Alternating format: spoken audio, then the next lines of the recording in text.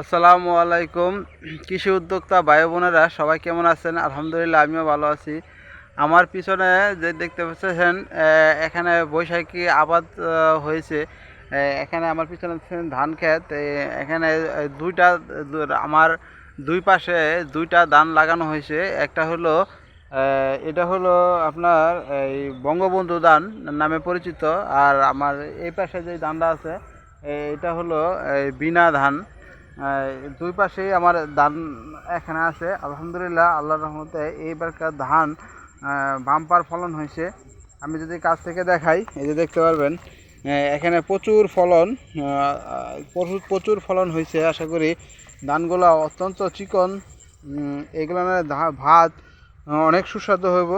এই যে দেখতে পাচ্ছেন দুই পাশেই সুন্দর ধান হয়েছে। তো আশা করি এবারকার যদি কোনো প্রাকৃতিক দুর্যোগে না পড়ে তাহলে খুব বাম্পার ফলন আশা করা যায়। তো যারা এই ধান চাষ করেন তারাই একমাত্র বুঝতে পারবেন যে এই ধানের গুরুত্ব কতটুকু। তো সবাই ভালো থাকবেন, সবাই সুস্থ থাকবেন। ধন্যবাদ সবাইকে।